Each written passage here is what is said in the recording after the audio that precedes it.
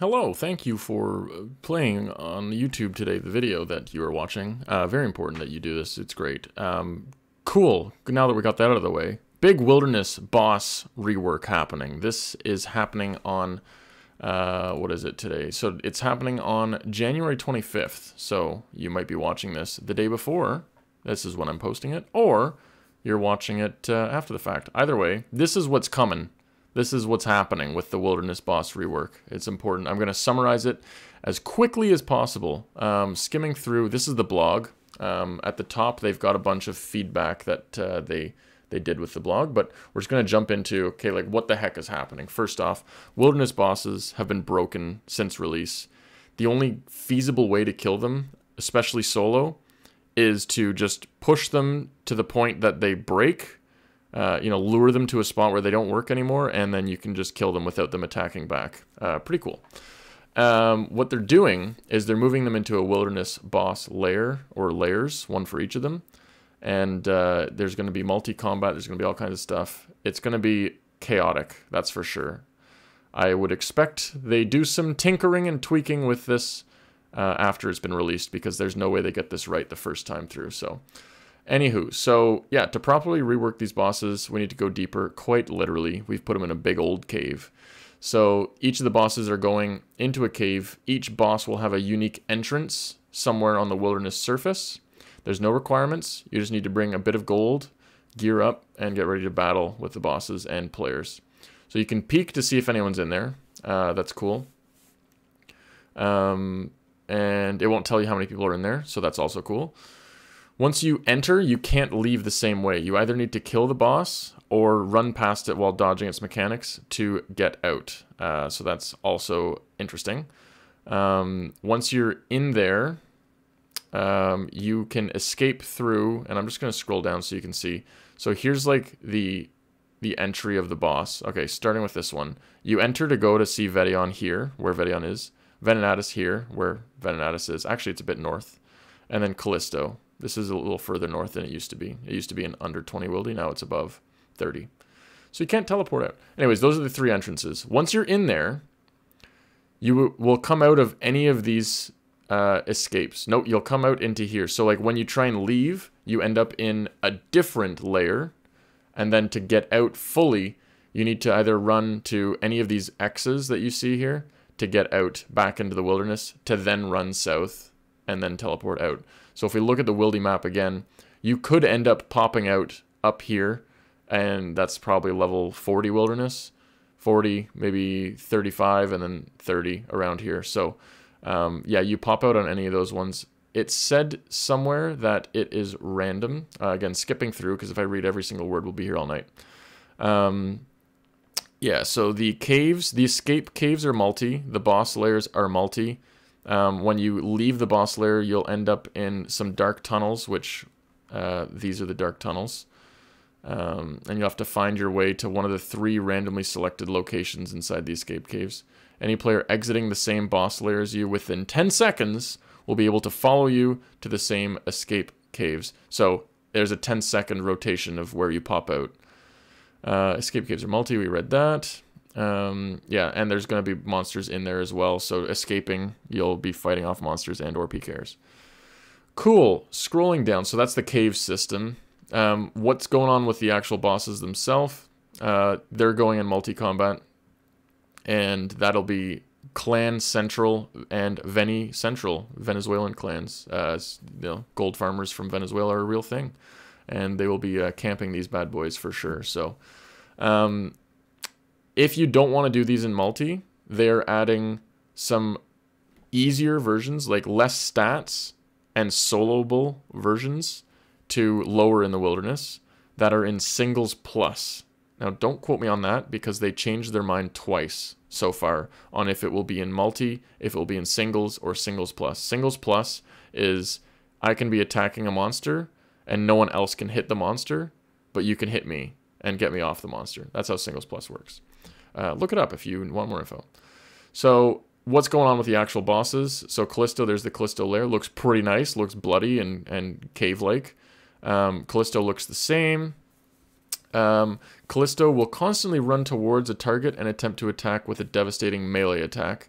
Couldn't care less if you're praying or not. So prayer essentially doesn't work, is what it says here. While he's retaining his immunity to magic, he's vulnerable to freezes. So you can't do damage with melee. Sorry, frick.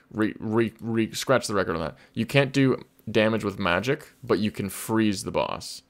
So you want to bring some freezes, whether that's a ZGS spec, I'm assuming that works, regular spellbook on Entangles, or Barrage. So yeah, you freeze him and you hit him from a distance. So it says here, it can't hit you with magic. This literally means you got to range this boss, right? Because if it hits you with melee, it'll be devastating attack, and it's immune to magic. So this is a range-only boss now, is what it seems like. The other mechanic is that he gets very angry below a certain HP threshold, altering the fight significantly. So I don't know what happens there. Maybe he turns into a ball of cotton candy, and the sky starts pouring tears of acid. I don't know. That's what significantly means, I think, right? Venenatus, a lot of spiders. It says there's going to be a ton of spiders. I'm picturing Harry Potter in the Philosopher's Secret Chamber, right? Yeah, so the extra spiders will be draining your prayer as it goes through the fight. So it says you want to whack them with any weapon you can get your hands on, and that will see them off. Make sure to deal with them quickly, as they're hell-bent on running you down your prayer with every attack. So that there screams 3-tick melee weapon. I don't know if you guys read into that the same way I do, but Venenatus likes her personal space and will make every effort to move away from players so that she can bombard you with a deluge of range and mage attacks. These attacks get stronger for every spiderling left alive, so yeah, just kill the frickin' spiders. Very good. Vedion. Vedion looks cooler and new. Sorry, I didn't mention, this looks really dope. This little spider spot here. And the boss is the same, whereas Vedion, it gets a fresh lick of paint for sure. One thing to note, if you get the pet, you can transmog the pet between the new version and the old version. So Vedion here, put to great use the defensive position, blah, blah, blah. So if you see Vedion raise the shield, don't attack or you'll take a deflection. The Hellhounds will be back where it spawns Hellhounds. You got to kill those while you get attacked by lightning. It'll then switch to the orange phase. Orange phase has lower defense, but higher max hits. Probably just the same thing, but the stats change. Rewards. Yeah, this is the fun part, okay? Rewards, the GP per hour is going to be on par, which I think this said it above. They said they're going to try and make it. I'm going to do a Control F Hydra. There you go. Aiming for GP per hour rate like Vorkath or Hydra. So that's 3 to 5 mil an hour, I would say, just for the GP drops. The actual rewards here, that they'll start off expensive and they'll get cheaper over time. They will be dropping the Thammaron Scepter from these. They used to be just revs and they were like 1 in 20k. Now it's going to be a nice old change to these. So one thing, Scepter getting a buff. The Thammaron Scepter will now, just using the Scepter by itself, will hit 25s and it'll be like a trident but for the wilderness. When you kill one of the bosses, Vedion drops a skull of Vedion, which you can attach to the scepter, attachment scape POG, which changes it so that it hits 27 instead of 25. So it's like a Trident of the Seas, you attach the Fang, and it becomes a Trident of the Swamp, has a little bit higher max hit. Here is the DPS comparison. Only thing you need to really know is that a Sang in max gear would be this blue line, which is here, 9 DPS. And then the max gear with the Accursed Scepter, the upgraded one, in the Wildy, will be 11.5. So that's about 25% better, around that ballpark.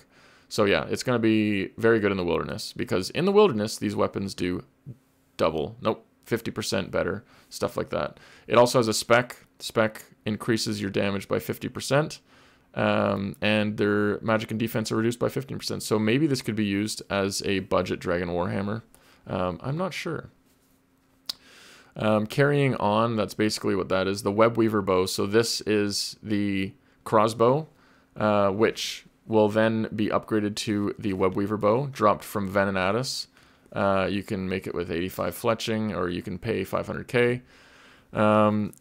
Cool thing about the WEBWEAVER bow, first off, it has a special attack where it hits 4 attacks in rapid succession. You know how magic short bow is like 2 attacks at once? This one does 4, where their max hit is capped at 40%. So that basically means instead of hitting once with 100%, it can hit 4 times with 40, which totals to 160% damage if everything hits max hit. So it also inflicts poison. This one's kind of lackluster, but hey, it's 50% spec, so you could do 2 specs in a row and maybe schmuck someone good.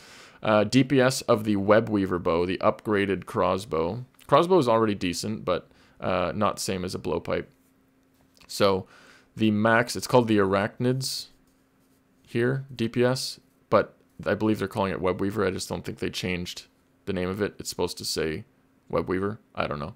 So the WEBWEAVER bow with max gear is going to be almost 14 DPS in the wilderness, whereas the max gear with blowpipe and amethyst darts is this purple line, which is just above 12. So from 12 to 13.75, let's say. Big DPS upgrade over a blowpipe, so the WEBWEAVER bow, obviously, very good. The URSINE CHAINMACE, Vigor's CHAINMACE upgrade. This one comes from Callisto. Shocker. Yeah, basically the spec.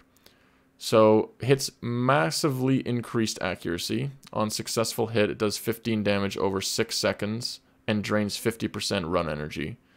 Damage is doubled when your target has 0 run energy. So the fact that that is included in there, I'm picturing people running around with full Torags to lower your run energy to 0 and then speccing you and hitting a double. The melee strength on this is 74. And yeah, so it's 74, which is the same as basically an Abyssal Dagger, if I'm not mistaken. It's pretty strong. It's better than a Dragon Simi. It's about an Abyssal Dagger. So you can probably hit, so if you're hitting double during this, like, if I'm not crazy, you're going to hit real friggin' high. So the hit is massively increased accuracy. And then if it hits, it then does 15 damage over 6 seconds. And then it doubles if it's 0 energy. So if you get someone to 0 run energy and then you spec with this, like, can you not just hit like 100 damage? Or am I crazy? Someone comment below. I think this is broken. Yeah, in the wilderness it does double. The DPS here for a max URSINE CHAINMACE in the Wildy, that's the green line, that is a 15.5 DPS. When you compare that to a max Blade of Saildor at 11, that is 40% upgrade over the next sort of, you know, similar thing. That's on 0 defense, by the way, so nothing's really 0 defense that you'd be hitting with a Vigor's Chainmace. Any hoozle. So the next one, Dragon Pickaxe stuff, that's already changed. They've changed the KBD rate from 1,500 to 1 in 1,000. It's been added to the Calphite Queen's drop table, and then they're going to add it to Volcanic Mine. So Dragon Pickaxe is no longer the staple drop of the wilderness bosses. You can get it elsewhere, but looks like you're still going to get them from here. The Void Waker is a Karasi sword. You guys remember the Karasi? It's a little different in this. It's not quite as overpowered, but it's still going to be fun. 75 attack and strength needed and 60 mage. Strength bonus of 75. Again, that's basically a nice little, what's it called? Abyssal Dagger. The big thing with this is the spec will hit between 50 to 150% of your melee max hit, but it does it with magic damage. So this is a mini AGS spec, but if they're praying melee, it will hit the full damage because it's a magic-based attack. I pulled up a max hit calculator and I put in the best in slot gear, so strength bonus is 75. That's what I had the other one thing open here. That's what it says for this, 75. And then if you can hit 150% of your max hit with this is 51. This is absolute max gear. So if you take 51 and you times that by 1.5, 76.5, that's about the max. If you're in PKing gear, you're going to be able to hit like 67s or something. So that'll be cool. So the Void Waker is dropped by the bosses as well. I believe it's dropped in 3 different pieces. Yeah, each of the 3 bosses will drop a piece of the separated Void Waker, the blade, hilt, and the crystal. And all the items are tradable. NPC will reassemble it for 500k. Yeah, kind of cool. So it uses 60% spec. You can't back-to-back spec with it. Literally, AGS is still better than this. I mean, you can use this to spec with Mage, but yeah, this kind of devalues a volatile, if I'm not mistaken. Kind of, doesn't it? Anyways, so that's everything for it. There were some feedback and responses. Revenant weapons are going to have their drop rates changed at revs, so those will be coming out pretty easily. There was also something about the bosses dropping the rev weapons too. I don't know if that passed or not. I probably should have looked into that before making this video. However, we'll find out soon. Yeah, the CHAINMACE special attack. We've seen people asking for knockbacks. It's still in discussions, blah, blah, blah. So, yeah, they changed that spec. That's what it is now. Disappointment that the Thamron Scepter didn't include the ability to autocast Ancient Magics. Yeah, it's a nice little buff. They're adding that. They're changing it so you can autocast. Cool. What is single-way combat for the new things? They are changing. They're changing those other bosses. They've got the hard Vedion and they've got the easy Vedion. Those ones are going to be singles plus. That's the most recent update. Again, they're probably going to change everything after release in 12 rollbacks. Continuing down, is there anything else here? No. So I think now is a great time to take a look at some in-game stuff. What kind of gear should you bring? First thing on release, you want to look as newbie as possible, right? So this looks like some decent gear for Callisto. Remember, Callisto, it says you're going to need to freeze it and then stand back. So here's some good, cheap freezing gear. You're risking about 250k. This cape, you can switch for the regular one that doesn't have the imbue to it, because that's kind of a pain to get back. But then, like, this gear is actually insanely powerful. Also against PKers. If you're getting PK'd by a group of 5 and you're a group of 5, you could probably kill one of them easily if you focus them. Diamond Bolts will spec and it'll hit through their range prayer. Yeah, this is the perfect gear for that. Other things to stock up on: Blighted Super Restores. You're gonna want your Seed Pod to tally out. Yeah, just stock up on those. Stock up on some Blighted Ancient Sacks for when you have to freeze Callisto. Vedion is damageable. It's an undead creature, I should say. So the salve actually works on it. So you're going to want to camp the salve ammy. And then for what's that other one? Venenatus. I don't know. The Goblin Paint Cannon. This used to be called the Event RPG. This one is a 3-tick melee weapon. So if those little spiders are killable in 1 damage or 5 damage, this is going to be the best thing to kill them with. Unless they're weak to range, then you could just blowpipe them. But it did say in the blog there that other things would be good. So yeah, I think if the best in slot weapons are going to be the wilderness weapons to bring there on day 1, but I think there's just going to be so many PKers that if you were wearing one of those on day 1, you're getting killed. I would go in absolute rag gear. If I was skulled in this gear, how am I risking 5 mil? Oh, these. Yeah, let me slap those in the bank. Just get rid of these. Okay, so if I was wearing all of this gear and I'm protecting item, I'm risking 270k. I mean, maybe add a bit of money for brews and stuff, but also, yeah, you'd want more space. So maybe you have like 1 person on freezes if you're in a team. Again, it's multi-combat, so you're gonna want to do that. So any hoozle.